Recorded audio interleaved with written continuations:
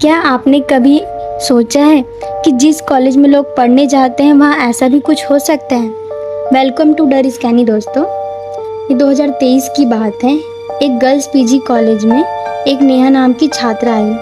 उसे तीसरी मंजिल की रूम नंबर 307 मिला था। हॉस्टल की लड़कियां उस कमरे के बारे में अजीब बातें करती थी। कोई भी रात के बाद उसके सामने रुकना नहीं चाहता था। कुछ लड़कियों का कहना था कि वहाँ आधी रात को किसी के रोने की आवाज़ आती है। ऐसे किस्से कई हॉस्टल में सुनने को मिलती भी हैं। पहली रात सब सामान्य था, लेकिन ठीक 3:07 पे नेहा की आंख खुल गई।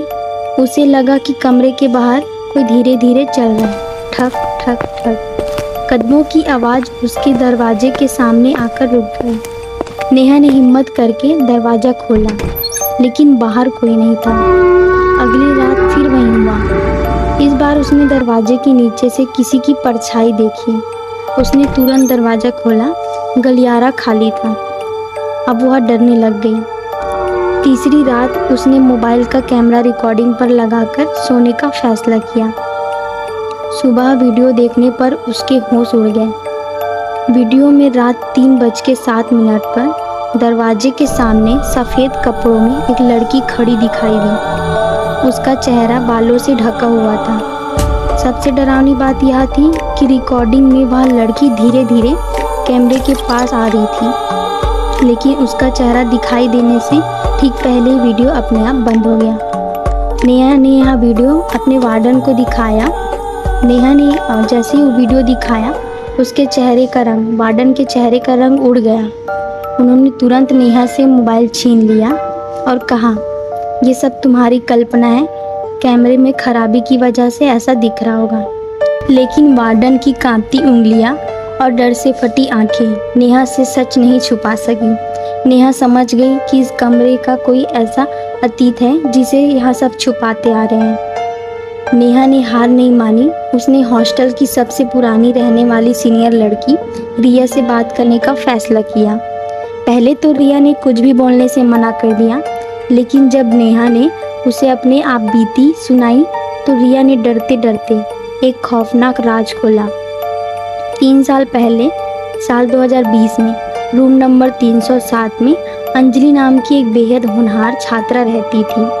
वह रात भर जागकर पढ़ाई करती थी, लेकिन परीक्षाओं के तनाव और कुछ निजी कारणों की वजह से उसने ठीक 3:07 AM पर इसी कमरे में फांसी लगा ली थी।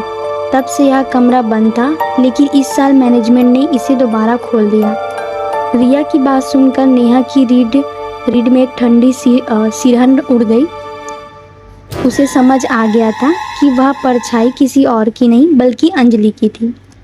आखिरी और खौफनाक रात। नेहा ने उसी वक्त हॉस्टल छोड़ने का फैसला कर लिया, लेकिन उस दिन इतनी देर हो चुकी थी कि उसे आखिरी रात उसी कमरे में बितानी पड़ी।